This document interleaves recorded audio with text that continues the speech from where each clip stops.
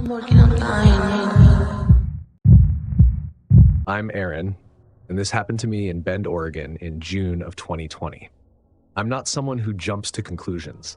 Most problems have explanations, and the ones that don't usually turn out to be human error once you dig long enough. That mindset has followed me everywhere in life, especially into moments where fear would have been the easier reaction, which is why this still bothers me. That summer, everything felt muted. I was working remote full-time, living inside the same walls every day, trying to keep my routines intact. The one thing keeping me sane was getting outside with my dog, Ranger. Long hikes, familiar trails, anything that reminded me the world still worked the way it used to. Ranger is a German Shepherd mix, big, calm, and trained. He doesn't bark at strangers, doesn't pull on the leash. I spent years working with him, and he'd earned my trust completely. That evening, after a hike near Shevlin Park, I realized I had no food at home. I decided to stop at the grocery store on the way back. Just a quick run. Chicken, rice, coffee. Nothing complicated. It was late enough that the store felt tired. A few people scattered through the aisles. That quiet end-of-day feeling where everyone's just trying to finish one last task and go home. Ranger was leashed and walking close, like always. We turned toward the meat section, and he stopped. His body went rigid, his ears lifted, his head lowered slightly. Then he growled, a low warning that didn't match his personality at all. I assumed it was a smell at first. Raw meat, cleaning chemicals, something like that. I gave the leash a light tug and told him to keep moving. He didn't. That's when I looked up. A man stood near the meat coolers. He had no cart and no basket, hands at his sides, not browsing, not looking at prices, just standing there and watching us.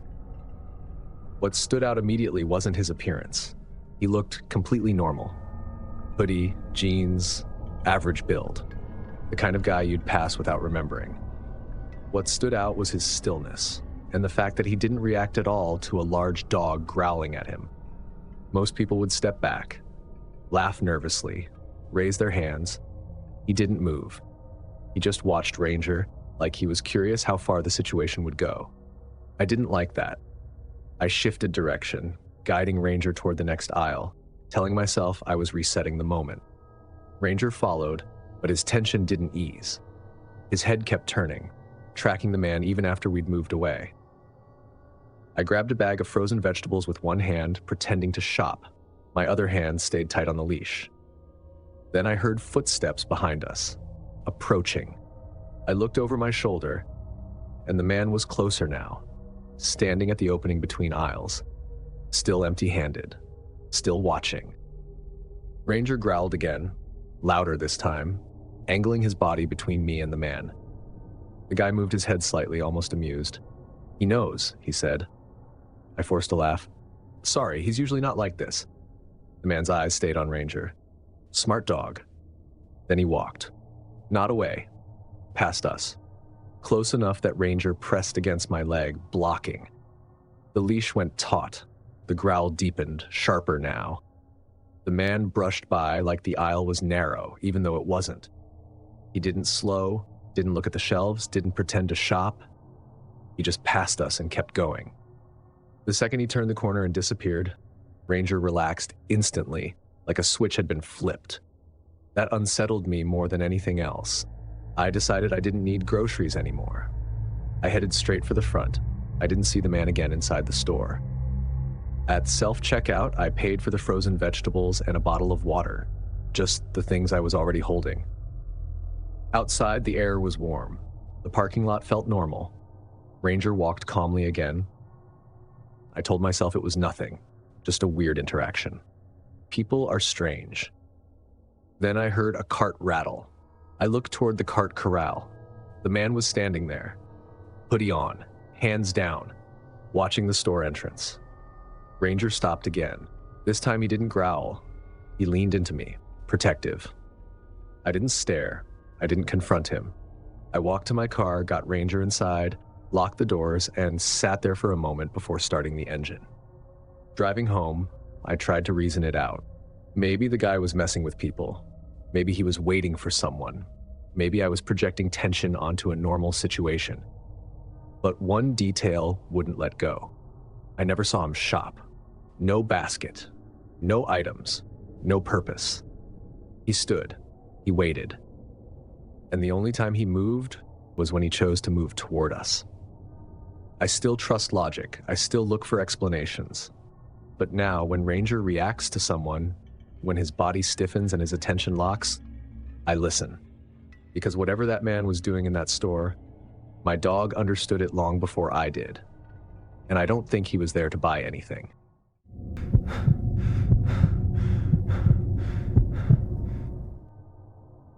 It was a weekday evening after a long workday. The kind where your brain feels overused, but your body still has errands to run. I stopped at a grocery store on the way home because my pantry was empty, and I didn't feel like ordering takeout again. Inside, everything was normal. Bright lights, background music, people moving through aisles on autopilot. I loaded my cart with too much stuff. Canned food, drinks, paper towels, heavy items that made the cart awkward to push. By the time I checked out, I was already mentally halfway home. As I pushed my cart toward the exit, a man stepped aside to let me pass. He wore a lanyard with a badge, the kind store employees wear. It looked real enough. Logo, photo, name, slightly worn, like it had been used for a long time. "Need help with that?" he asked. Normally, I would have said no. But the badge did something subtle. It placed him inside the system. Not a stranger approaching me in a parking lot, just an employee being helpful. And my cart was heavy. "Sure," I said. "Thanks." He smiled and took the front of the cart, not the side. He took control of it like it was already his job. "Long day?" he asked as we walked. "Yeah," I said. "Work stuff." "What do you do?" I told him. "HR." He reacted faster than expected. "Oh," he said, "so you know everybody." It wasn't a joke. It sounded like a note being made. We walked out into the parking lot. Early evening, plenty of cars, people loading groceries, headlights flashing on and off. Normal. "You live close?" he asked. That was the first question that didn't belong. "Not far," I said, vague. "Anyone waiting on you?" he asked next. I looked at him. His tone hadn't changed, but the way he watched me did, like he was checking for answers that made things easier. "No," I said. He nodded, satisfied. We were walking down the main parking aisle when he turned the cart left, toward a quieter section of the lot behind a row of trucks. "I'm actually this way," I said quickly, reaching for the handle. He laughed like I'd misunderstood something. "Oh, I thought you parked over here." I didn't. He kept pushing for another second before letting the cart shift back. At my car, I popped the trunk. He immediately started loading bags. Fast. Efficient. Confident. Too confident. "I can help," I said. "I'll take care of you," he replied. That phrase landed wrong. He leaned farther into the trunk than necessary, eyes scanning the inside of my car like he was checking something off a list. I stepped closer to my driver's door without really thinking about it, just positioning. "What kind of car is this?" he asked. I started to answer, then stopped. Why did he need to know? I looked more closely at his badge. The photo looked older than it should have been. The plastic sleeve was scratched in the same spot, like a thumb had rubbed it over and over. The number at the bottom stuck in my head. Another question came. Then another. "You shop here a lot? Usually alone?" None of it was aggressive. That was the problem. It all sounded normal, until it didn't. I made a decision. "I forgot something inside," I said suddenly. "I'll be right back." "I can grab it," he said immediately. "No, it's fine," I said, already moving. He followed me for a step before stopping. I didn't run. I walked quickly and with purpose, back into the store and went straight to customer service. "I just had a question," I told the manager. "There's a man outside helping me load groceries. He's wearing a badge. I wanted to confirm he's an employee." She nodded. Do you know his name? I didn't catch it, but I saw the badge number. I told her. She typed it in. Her expression changed instantly. That badge number belongs to a former employee, she said. He was terminated a few years ago. The words didn't register right away. Are you sure? I asked. Yes. We walked to the front windows and looked out into the parking lot. My car was there. The trunk was still open. The man was gone. No lanyard, no badge, no helpful stranger. Just an empty space where he'd been seconds earlier. The store called security. Someone mentioned the cameras. Someone else asked me to describe him. The police arrived later, but by then it was just details and guesses. No clear footage, no license plate, nothing solid enough to chase. I drove home with my thoughts running on a loop. The badge, the way he took the cart, the attempt to redirect me to a quieter part of the lot, the confidence. He left the moment I stepped away, like he knew exactly how much time he had before things stopped being easy. I don't know what would have happened if I'd let him guide me to that other spot. I don't know if it would have been theft or something worse. What I do know is this. All it took for him to get close was a badge that looked real enough. And ever since then, I don't trust uniforms the way I used to. Because that night taught me how thin the line really is between helpful and dangerous.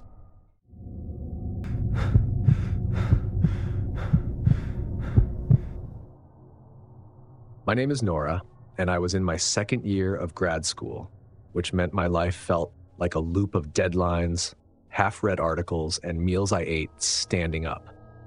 That night, I went to the grocery store because my fridge was empty, and I needed something normal. Eggs, rice, frozen vegetables. The kind of errands that make you feel like a functioning adult. It was early evening, dark outside, but not late. The store had that in-between energy. Families grabbing dinner stuff, a few older shoppers moving slowly, and scattered people like me who looked tired and alone. I grabbed a basket instead of a cart. I always did that when I wanted to keep the trip short. The first time I noticed him, I didn't really notice him. I was in the pasta aisle, staring at jars like I was making a meaningful choice, when I saw a guy at the far end near the end cap. Hoodie, baseball cap, hands in his pockets. No cart, no basket. I looked once, then went back to my list. Nothing about it felt important. The second time it felt familiar. I'd moved to the dairy section, standing in front of the eggs when I saw him again, this time by the yogurt, still empty-handed. That's when my brain started doing what it always does, filling in explanations. Maybe he's waiting on someone, maybe he forgot his list. Maybe he's just drifting. I grabbed eggs and moved on. The third time was when the pattern started to feel intentional. I turned into the baking aisle to grab cinnamon. I'd barely walked 10 feet when I heard footsteps enter behind me. I slowed down, pretending to read labels, and looked back. It was him. The timing was wrong. Too quick, like he'd been watching which aisle I chose. He wasn't close enough to invade my space. He wasn't doing anything aggressive. He just stood there, neutral, like he belonged exactly where he was. I left the aisle. I told myself I was being dramatic. Grocery stores are shared spaces. People overlap. Still, I started paying attention. I moved to canned soups. He appeared near the end of the aisle. I cut toward cleaning supplies. He showed up again. Every time I changed direction, he followed, never immediately, never rushing, just soon enough that it couldn't be random. What made it worse was what he wasn't doing. He never picked anything up, never read labels, never paused to compare items. He just stayed. I tried to test it. I walked down one aisle like I knew where I was going, then abruptly turned around and doubled back. Normal people react to that. They step aside. They look surprised. He didn't. He adjusted like direction didn't matter, as long as he stayed near me. At that point, my basket felt heavier, even though I hadn't added much. I didn't want to finish my list anymore. I just wanted to leave. I headed toward the front and chose a self-checkout that faced the parking lot windows. I wanted to see if he was still inside.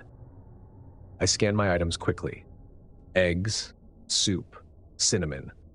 A bag of frozen vegetables I grabbed without thinking.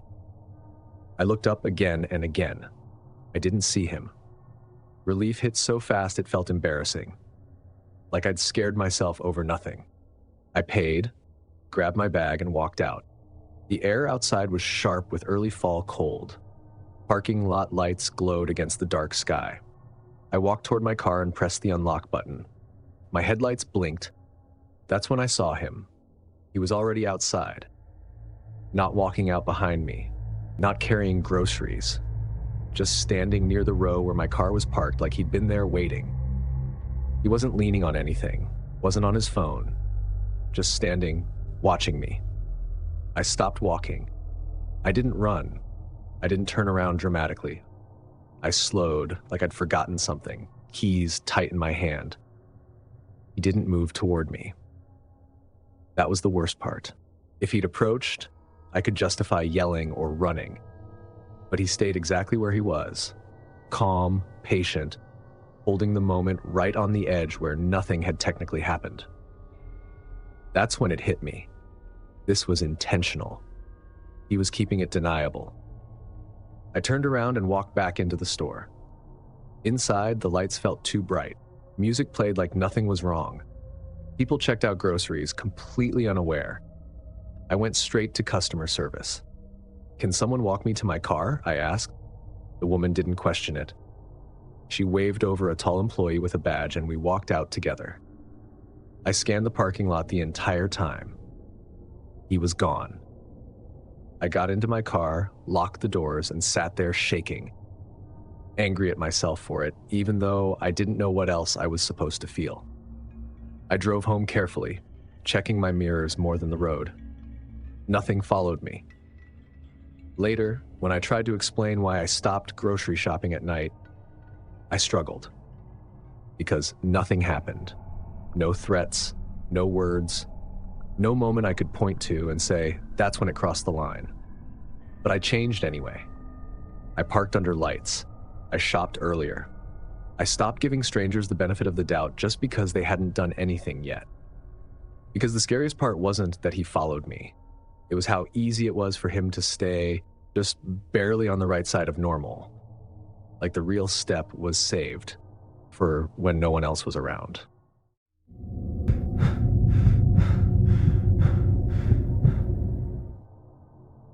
I'm an elementary school teacher. I'm used to juggling attention, keeping track of 20 kids at once, reading moods, spotting problems before they turn loud. I've always trusted that skill, especially when it comes to my own child. That evening was nothing special, just a quick grocery run after work. Early evening, cold outside, the store warm and busy in that ordinary way, carts squeaking, overhead announcements, soft music playing like background noise nobody really hears. My son Mason was 5. He was in a cooperative phase that felt like a small miracle. He stayed close, asked questions, read signs out loud. I let him walk beside the cart instead of sitting in it because he'd earned that freedom. Or at least I thought he had. We moved through the store methodically. Produce, bread, pantry stuff. Normal. Predictable. He asked for something unnecessary. I said no. He accepted it with a dramatic sigh and moved on. When we reached the dairy section, I turned the cart sideways to open the milk door. "Stay with me," I said without looking at him. "Okay," he replied. I grabbed a gallon of milk, set it in the cart, turned back for eggs, and Mason was gone. "Mason?" I called, calmly at first. Nothing. I stepped forward, scanning the aisle, then behind me. The cart suddenly felt like a bad decision. "Mason," I said again, louder. Still nothing. I moved fast. Running means you've accepted the worst. I wasn't there yet. The aisle next to us was shorter, more open. Crackers and snacks on one side, fewer people. And that's where I saw him. Mason stood near an end cap, holding a small box like he'd found something interesting. Beside him, crouched down at his level, was a man. Not an employee. No vest. No badge. Just a man in a dark jacket and jeans, balanced comfortably on his heels like he belonged there. He was talking to my son. I didn't hear everything at first. Just his tone. Soft. Calm. The kind of voice adults use when they want kids to trust them. Then I got closer. "Do you live close?" the man asked. Mason shrugged. "I don't know." The man nodded like that was fine. "Where's your house?" he asked. That's when my body took over. I pushed the cart forward hard enough that the wheels rattled. "What are you doing?" I said. My voice was controlled, the same voice I use with angry parents or escalating classrooms. Firm, calm, and final. The man looked up at me slowly. He didn't flinch, didn't pull away, didn't look surprised. "Oh," he said lightly, "there you are." I stepped between him and Mason and pulled my son behind me. "Mason," I said, not looking at him, "stand behind me." He did. The man stood up, unhurried, relaxed. He didn't apologize. He didn't rush. "I was just helping him find you," he said. It was said so casually that, out of context, it might have sounded reasonable. "Helping," I repeated, "by asking him where we live." He blinked once, processing, then shrugged. "Kids wander," he said. That was it. No apology, no explanation. Just a statement. Like that closed the conversation. "Step away from my child," I said again, teacher voice. He looked around like checking who was nearby. Then he smiled like he understood the situation better than I did.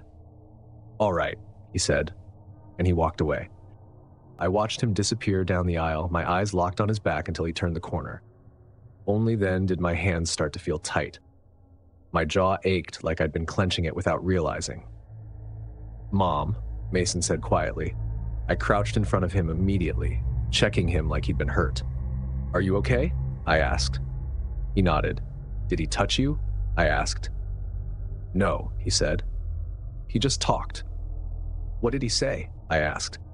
"He asked where our house is," Mason said, "and where you parked." That knot in my chest tightened. "Did you tell him?" I asked. Mason shook his head. "No, he already knew my name." I froze, not physically but internally. That silent click of alarm you can't ignore. "He said your name?" I asked. Mason nodded.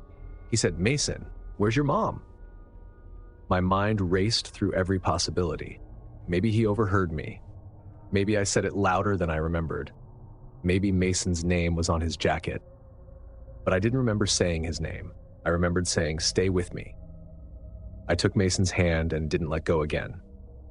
At the front of the store, I spoke to customer service, then a manager.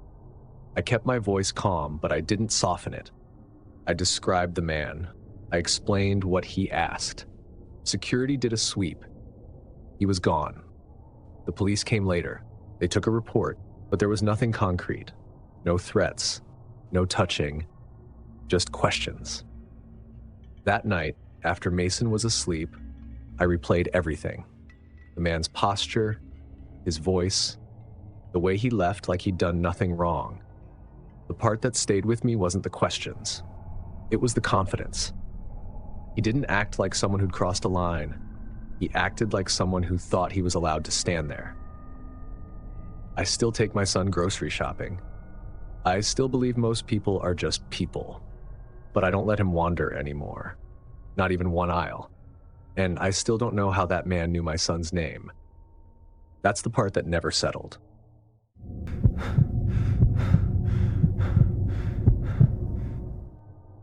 My name is Kendra, and this happened to me in Tucson, Arizona in August of 2022, when I was 19 and still knew enough at my job to assume that feeling uncomfortable meant I was overreacting. It was a late shift at the grocery store. It wasn't overnight, but late enough that the place felt hollowed out. The dinner rush was gone. Families were home, the lights were still bright, the air still cold, but everything else felt tired.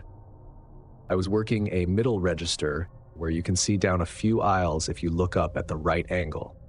Aisle 6 was one of them. Long, straight, and well lit. Paper towels, cleaning supplies, storage bags, an aisle that usually stayed empty late at night. I was bored in that heavy end-of-shift way. My feet hurt. I kept checking the clock, counting how many customers stood between me and going home. And then I noticed her. At first, it didn't feel strange. She was standing at the end of aisle 6, near where the aisle opened into the main walkway. I assumed she was waiting for someone. People do that all the time. But then I realized she wasn't moving. No cart, no basket, no phone in her hands. Her arms hung at her sides, relaxed, like she wasn't planning to shop at all. She was facing into the aisle, but angled just enough that I could tell she could see my register without turning her head. I rang up a customer, handed him a receipt, and looked back up. She was still there. I tried to rationalize it. Some people take breaks while shopping. Some people stand and think. I told myself it was nothing, but time passed, more than a few minutes. Enough for the song on the speakers to change twice. Enough for me to restock bags under my register. Every time I looked up, she was in the same spot. What bothered me wasn't that she stood there. It was how she stood. People who are waiting usually fidget, look around, check their phone. She didn't do any of that. She wasn't bored. She looked focused. I leaned toward the cashier next to me, an older woman named Rosa who'd worked there forever. "Do you see that lady?" I asked her. Rosa looked up, followed my gaze, and shrugged. Some people are weird. That was it. No concern. No second look. I tried to stop watching. Tried to focus on my register. But it's hard not to notice someone who never leaves your peripheral vision. Eventually, I decided to handle it like an adult. I told myself I'd walk near aisle 6 like I was zoning shelves. If she needed help, she'd ask. If she was just standing there, she'd probably move once someone approached. When my lane was empty, I grabbed a few go-back items and stepped out from behind the register. As I walked toward aisle 6, my body felt alert in a way I couldn't explain. Up close, she looked normal. Maybe mid-30s.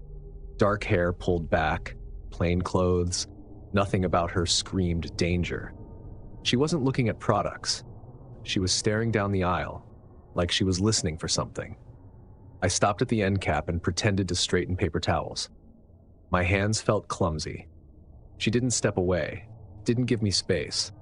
Instead, she turned her head slightly toward me, just enough to speak without fully facing me. "You shouldn't be here," she whispered. That was it. No explanation. No follow-up. Just those words. My brain tried to attach meaning to them and failed. "What?" I asked. She didn't respond. She turned her attention back down the aisle like the conversation was over. I backed away, keeping my movements controlled, and returned to my register. My face felt warm. The store suddenly felt too open, too exposed. I leaned toward Rosa again. "I'm getting the manager." Rosa frowned. "Why?" "She said something," I replied. I didn't repeat the words. The shift manager followed me toward aisle 6, already looking skeptical. "Point her out," he said. But she was gone. "Maybe she left," he said after a quick scan. "She didn't have anything," I said. "She never shopped." He shrugged. "I'll check." He walked off like it wasn't urgent, like it wasn't anything. I finished my shift on autopilot, ringing up customers while constantly checking aisle 6. The store felt different now. Not unsafe exactly, but unreliable. Near closing, I asked if they could check the cameras. The manager came back annoyed. Aisle 6 wasn't recording. Blind spot. Of course it was. That detail stuck with me more than anything else, because it made me realize how many gaps existed in a place I'd assumed was protected just because it was bright and staffed. Rosa walked me to my car that night. She joked about it, but she stayed close. I kept scanning the parking lot, expecting to see that same figure near the cart return or under the lights. I didn't. Nothing happened after that. No confrontation, no explanation. And that's what made it worse. Maybe she was warning me. Maybe she was threatening me. Maybe she meant it for someone else. and I happened to be there. All three possibilities left the same feeling behind. I quit that job a few weeks later. I told them it was because of school. That wasn't a lie, but it wasn't the whole truth. The truth was that every time I looked down aisle 6, I heard that whisper again. And I couldn't tell whether I'd been chosen or whether I'd just stepped into something I wasn't supposed to see. And I still don't know which one scares me more.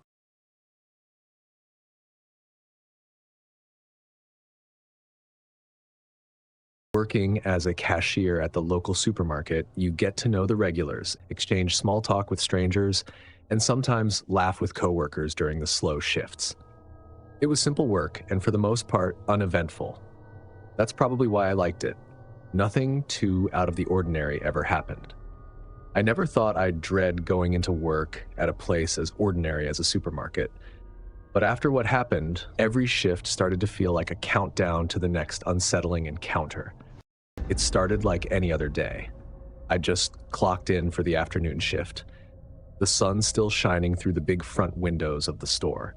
It was one of those slow weekdays where the most exciting part of my shift was waiting for the dinner rush. I'd been working at this store for over a year, so I knew the rhythm of the place. Morning regulars came in for their newspapers and coffee, lunch rush brought a crowd, and then things would slow down until people stopped in on their way home from work to pick up last-minute groceries. It was predictable, comforting even. I settled into my usual checkout lane, exchanging pleasantries with customers and scanning items with a mechanical efficiency. Everything was normal until I saw him. He wasn't exactly memorable at first, a man in his late 40s. He came through my line with just a few items: a loaf of bread, a 6-pack of beer, and some chips. When he handed me his money, his fingers brushed mine, lingering just a bit too long. It was enough to make me uncomfortable, but I shrugged it off. People are awkward sometimes, no big deal. But then he looked at me, really looked at me with this intensity. His eyes were locked on mine. "Have a nice day," I said, even though the interaction had left me on edge. He didn't say anything, just gave me this weird smile before grabbing his bag and walking away. I thought that would be the end of it, but I was wrong. The man came back the next day, and the day after that. At first, I didn't think much of it. We had plenty of regulars, and I figured he was just one of them. But then he started showing up every day, always in my line, even when others were shorter. And always with that same unsettling stare. He didn't say much at first, just handed me his money and walked away. But there was something about the way he looked at me, like he was watching me more closely than he should. His eyes would linger on my face, and sometimes I could feel him watching me even after he'd already left the checkout. My coworkers didn't seem to notice, and I didn't bring it up. I told myself it wasn't a big deal, that maybe I was overreacting. But it was hard to shake the growing unease that crept up every time I saw him walk into the store. Then the comments started. "Your hair looks nice today," he said one afternoon as he handed me his payment. "Thanks," I replied, keeping my tone light even though his comment made me even more uncomfortable. It wasn't what he said, it was how he said it, like he was cataloging every detail about me. From then on, every time he came through my line, there was a new comment. "Pretty eyes. Nice smile. You're here every day, aren't you?" His words always hung in the air long after he left, and I started dreading the sound of the door chime every time a customer walked in, afraid it would be him again. It was like this invisible weight pressing down on me every shift, a creeping anxiety that made my skin prickle. When I wasn't working, I tried to push it out of my mind. I spent time with my friends, watched movies, did normal things. But every time I walked into work, that sense of unease returned. It felt like something was building, like the situation was teetering on the edge of something worse. I didn't know what that worse was, but I could feel it coming. One evening, when the store was nearly empty and I was halfway through my shift, he came in again. This time, he didn't grab any groceries. He just walked straight up to my checkout lane, that same weird smile on his face. "Are you single?" he asked. My first instinct was to lie, to say I had a boyfriend, but my throat was too dry to speak. I managed to force a laugh instead, trying to keep things light. "I don't really talk about personal stuff at work," I said, hoping it would end the conversation, but it didn't. He leaned closer, his eyes narrowing. "What time do you get off work?" The question sent a jolt of fear through me. My mind raced, scrambling for an answer that wouldn't give him what he wanted, but wouldn't antagonize him either. I didn't want to make him angry. I didn't want to escalate the situation. "Late," I mumbled, trying to sound casual. "I work late." He didn't say anything after that, just gave me another one of those smiles, turned, and walked out the door. Was he going to wait for me? Was he planning something? The rest of my shift dragged on in a blur, my eyes constantly flicking toward the front doors, as if expecting to see him waiting for me. Every minute felt like an hour, and by the time my shift ended, I was practically shaking with anxiety. As I clocked out and grabbed my bag from the back room, I tried to convince myself that it would be fine. I'd walk to my car, get home, and everything would be okay. But when I stepped outside, the night air felt too still, too quiet. I spotted him immediately. He was standing near the edge of the parking lot, half hidden behind a row of cars, watching me. I stopped dead in my tracks, frozen with fear. What was he doing? Why was he still here? I panicked, and for a second, I didn't know what to do. My car was only a few rows away, but the thought of walking past him, of getting anywhere near him, was too much for me. I fumbled for my phone and dialed my manager's number. "He's here," I whispered. "The guy, he's still here." Within moments, my manager was outside, his face stern as he marched toward me. "I'll walk you to your car," he said, his tone leaving no room for argument. I nodded, my legs feeling like jelly as we made our way across the parking lot. The man was still there, his eyes following me the entire time, but he didn't move. He just stood there, watching. When we reached my car, I could finally breathe again. I thanked my manager, climbed inside, locked the doors, and I drove away. I didn't see him again after that. For weeks, I went to work every day, always on edge, always scanning the parking lot, the aisles, the checkout lines, waiting for him to come back, but he never did. Part of me was relieved, part of me was terrified. Because even though he never came back, the memory of the way he stood in the parking lot has never left me. I still feel like he's out there, waiting for the right moment. And that's the worst part.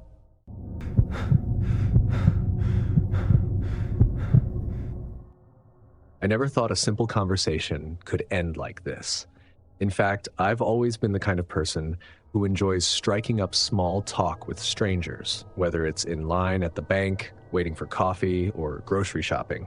I guess I've always thought of myself as friendly, someone who could chat about nothing and not worry about it turning into something sinister. That changed the night I met him. That evening, I was at the local supermarket, picking up a few things for dinner. It wasn't anything special. I needed pasta, tomatoes, some fresh bread, easy stuff.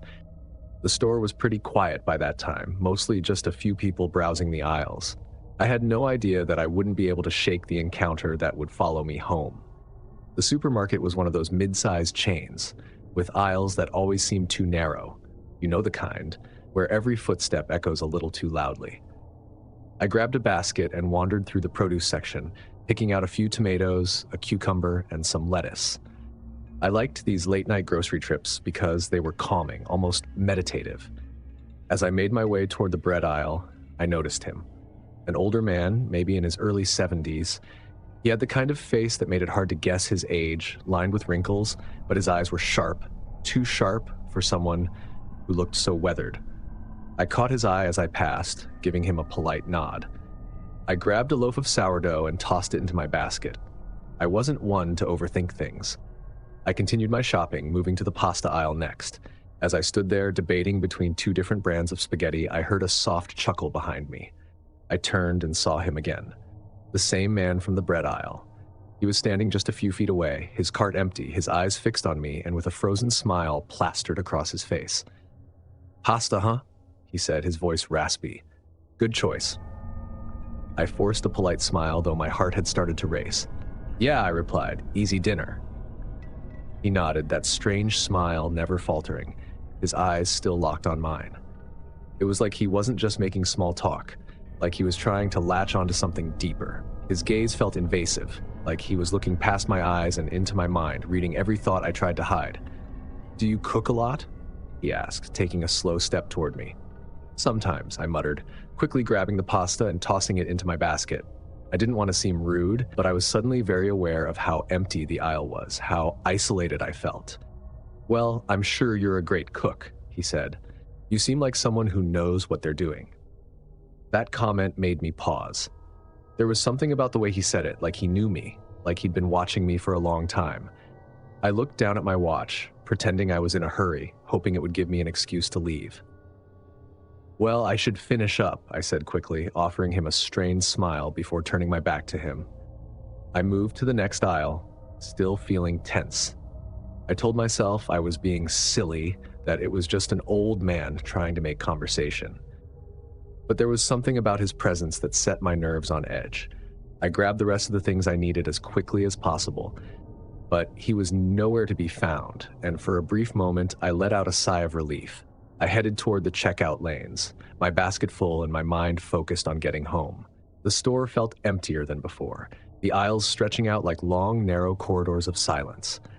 As I placed my items on the conveyor belt, I looked around, scanning for any sign of the man. Nothing. Maybe he had left. Maybe I'd overreacted.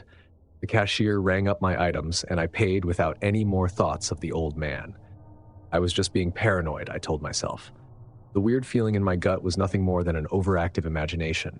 But as I walked out into the parking lot, I saw him again. He was standing by the entrance, leaning against the wall, that same frozen smile still on his face. My heart skipped a beat, and I felt my hands clench around the handles of my grocery bags. He didn't say anything, just stood there. I kept my head down and walked toward my car. I could feel his eyes on me the whole way. My car was parked near the far end of the lot, and with every step I took, the parking lot seemed to stretch farther and farther. As I fumbled with my keys, I couldn't help but look back. He was still standing there, still watching, that smile never fading. But now there was something darker in his eyes, something that made my skin crawl. I got into my car, locked the doors, and pulled out of the lot. I didn't want to see him watching me. I didn't want to know if he had moved. As I drove home, the tension in my chest began to ease. When I got home, I locked all the doors, double-checked the windows, and tried to shake off the lingering fear. I told myself I was safe now. He was just some strange man. I would never see him again. But as I sat down on the couch, the groceries still sitting untouched in the kitchen, my phone buzzed. I looked down. It was a text message from an unknown number. "You made it home safely. Good. I knew you would." I stared at the screen, my breath catching in my throat. How did he know? How did he get my number? Before I could react, another message appeared. "I told you, you seem like someone who knows what they're doing." My hands were shaking so badly I almost dropped the phone. I blocked the number, deleted the texts, and tried to calm myself down. But the fear was too strong, too real. I didn't sleep that night. I couldn't. Every little noise in the house and the wind outside set my nerves on edge, my mind racing with images of that man and his frozen smile. I never saw him again after that night, but I'll never forget those texts, the ones that made me realize he had been watching me, following me. I still wonder how he got my number. And I still wonder if one day I'll look up in the supermarket and see that frozen smile staring back at me. Because somehow, I know he's not done with me yet.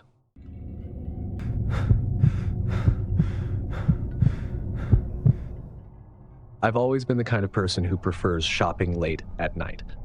I enjoy the quiet, the lack of crowds, and the ability to move through the aisles at my own pace without bumping into anyone. There's something calming about a nearly empty supermarket. But it was during one of those quiet nights that I experienced something I'll never forget. It was a Wednesday, around 10:30 p.m., and I had just realized I was low on groceries. It had been a long day at work, and I wasn't in the mood to cook, but I needed a few things for the rest of the week. I thought I'd pop over to the local supermarket, grab what I needed, and be back home in less than an hour. It was a plan I'd followed countless times before. The store was about 10 minutes from my apartment in one of those quieter parts of town where things close early and the streets empty out by dusk. As I pulled into the parking lot, I noticed only a handful of cars scattered around, mostly near the front entrance. I liked it that way. Fewer people meant I could get in and out quickly. I parked, grabbed my reusable bags, and made my way inside. The automatic doors slid open with a soft whoosh. The store was quiet, almost eerily so, with only the occasional squeak of a shopping cart breaking the silence. I grabbed a cart and started my usual routine. Produce first, then dairy, meats, and snacks. I always moved through the store the same way. There's something comforting about routines, especially when you're tired. It was the same cart, the same aisles, the same mindless process. But as I turned down the snack aisle, something caught my eye. There was a man leaning against his cart. He was tall, with disheveled clothes and a scruffy beard, his hair sticking out in all directions as though he hadn't bothered to comb it. He was muttering to himself, his lips moving rapidly, but I couldn't make out what he was saying. His eyes were wide, darting around the aisle as if he were looking for something or someone. I hesitated for a moment. There was something off about the way he looked at me, something almost predatory, though I couldn't put my finger on why. I quickly grabbed what I needed and moved to the next aisle, shaking off the strange encounter. People talk to themselves all the time, I told myself. He was probably just eccentric or maybe having a bad day. But as I continued through the store, I couldn't help but look over my shoulder, fearing he might be following me. I made my way to the dairy section, standing in front of the rows of milk and yogurt when I heard it again, that same low muttering. I turned, and when I looked, he was standing at the end of the aisle again, staring at me with that same intense gaze, his lips still moving, though no sound came out this time. The store was almost empty, just me, the man, and a cashier up front who seemed oblivious to everything happening in the aisles. I tried to ignore him, pretending to focus on the expiration dates of the milk in front of me, but I could feel his eyes on me, and that started to worry me. I grabbed the closest carton of milk and hurried to the next aisle. I told myself it was nothing. He was just a weird guy, that's all. But my hands were shaking as I tossed the milk into my cart. I tried to distract myself by checking off the remaining items on my list: bread, lunch meat, eggs. But no matter where I went, I kept seeing him. Every time I turned into a new aisle, he was there, standing at the opposite end, watching me with those wide, unblinking eyes. I didn't know what to do. But the more I moved through the store, the more I realized that he was just following me. The realization hit me like a punch to the gut. I looked around the store, but there was no one else in sight. The cashier was too far away, probably scrolling through her phone, unaware of what was happening. I felt trapped. I made a beeline for the self-checkout machines, my cart rattling as I moved as fast as I could without breaking into a full-on run. I could feel my skin prickling with anxiety as I scanned my items, my eyes darting around the store, searching for any sign of the man. For a moment, I thought I'd lost him. But as I looked up, there he was, standing just beyond the checkout area, his eyes still locked on me, his mouth moving in that same rapid, silent muttering. I could feel the weight of his gaze pressing down on me. My hands shook as I swiped my card, praying the machine would move faster. I kept looking at him out of the corner of my eye, my stomach twisting in knots. Finally, the machine beeped, signaling that my transaction was complete. I grabbed my bags and bolted for the door. As I stepped outside into the cool night air, I felt a brief moment of relief wash over me. The parking lot was empty. I hurried to my car, fumbling with my keys as I tried to unlock the door. But then I heard it, the sound of footsteps. I turned, and there he was, his hands clenched into fists at his sides, his eyes still fixed on me. For a moment, we just stood there, staring at each other, the silence between us heavy and suffocating. I didn't know what he wanted, and I didn't want to find out. I quickly unlocked the door and threw my bags into the passenger seat. I slid into the driver's seat and slammed the door shut. My hands were shaking so badly I could barely get the key into the ignition, but after a few frantic tries, the engine started. I peeled out of the parking lot, my tires screeching as I sped down the empty road. I didn't look back. I couldn't. The thought of seeing him still standing there watching me was too much. When I finally got home, I sat in my car for a long time, trying to calm myself down. I couldn't shake the image of him, his wide, unblinking eyes, the way he had followed me through the store, his lips moving in that silent muttering. And I had no idea who he was or what he wanted. And now, every time I hear the sound of footsteps behind me, I feel my heart stop for a second. because you never know when you might run into someone like him.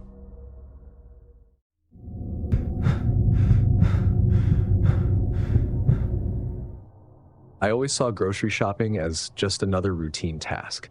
It's one of those everyday tasks that we all do on autopilot. Grab a cart, weave through aisles, toss the usual items in, and get out as quickly as possible.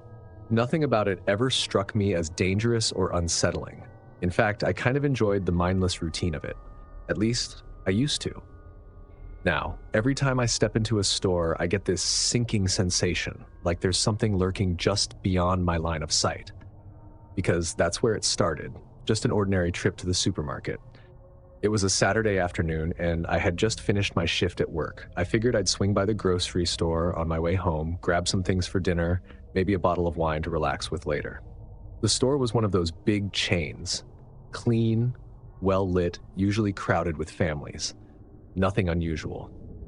I pulled into the parking lot, grabbed a cart from the line outside, and walked in. The cold blast of the AC hit me as I stepped through the automatic doors, and I remember feeling a small sense of relief at the familiar low murmur of shoppers. It felt normal. Safe. I started in the produce section, absent-mindedly tossing apples, some leafy greens, and a bag of baby carrots into my cart. As I reached for a bag of oranges, I noticed someone standing at the far end of the aisle. A man.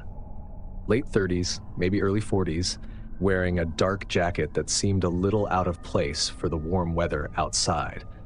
He wasn't looking at the fruit, he was looking at me. I felt a twinge of discomfort, but I brushed it off. Maybe he was just spaced out or thinking about something else.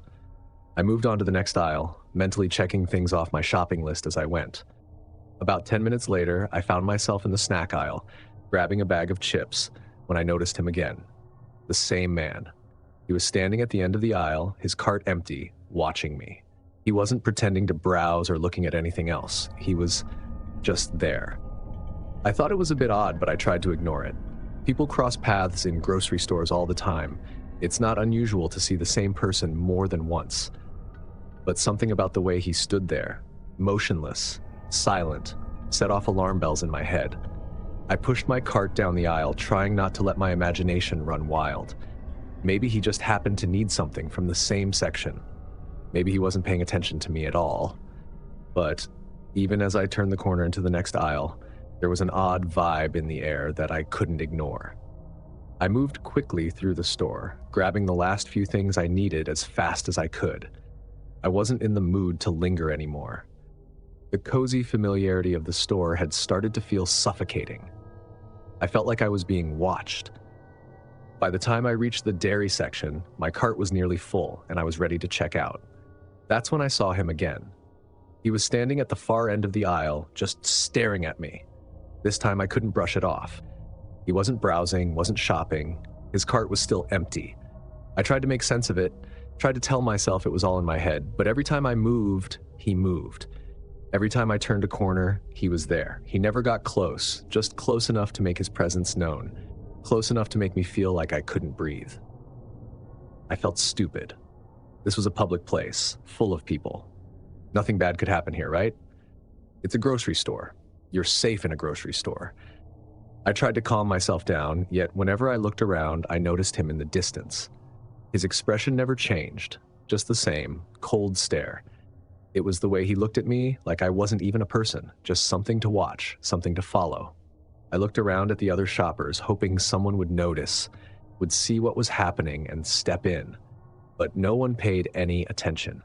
They were all lost in their own little worlds, pushing their carts and comparing prices, completely unaware of the growing panic tightening in my chest. I thought about leaving, just abandoning my cart and getting out of there. But a weird sense of pride, or maybe just stubbornness, kept me rooted to the spot. I didn't want to overreact. I made my way to the checkout lanes, my hands shaky as I loaded my items onto the conveyor belt. For the first time in what felt like hours, I didn't see him. The cashier rang up my items and I forced a smile, trying to act normal. My hands were still trembling as I reached for my wallet, fumbling with my credit card. "You all right, ma'am?" the cashier asked. I opened my mouth to say something, to explain what had been happening, but the words wouldn't come. I felt stupid again, embarrassed. What was I supposed to say? Some guy's following me around the store. What if I was wrong? What if it was all in my head? Yeah, I'm fine, I lied, giving her a tight-lipped smile. As I grabbed my bags and turned to leave, I saw him again. This time he was standing near the entrance, leaning against the wall, just watching. I felt my stomach lurch as nausea washed over me. I couldn't take it anymore. I turned back to the cashier, my voice shaky as I whispered, "Can you get someone? I think that man is following me." Her eyes widened, and she immediately called over a manager. Within minutes, a store employee, big, burly, and with a no-nonsense look on his face, approached me. I pointed toward the man at the entrance, my voice barely a whisper as I explained what had been happening. The employee nodded and made his way over to the man who, upon seeing him approach, quickly turned and walked out of the store. He didn't run, didn't hurry, he just left, like nothing had happened. I stood there, watching as the automatic doors slid shut behind him. I didn't feel any relief, though. The whole thing left me cold, like something was unfinished. I couldn't shake the feeling that he'd be waiting outside, lingering in the parking lot, or that I'd see him again somewhere else. The store employee came back a few minutes later, his face serious but calm. "He's gone," he said. "I watched him drive off. Do you need someone to walk you to your car?" I nodded, grateful, but still shaken. As we made our way across the lot, I kept looking around, expecting the man to appear again, to be hiding behind one of the cars or standing in the shadows waiting for me. But he wasn't there.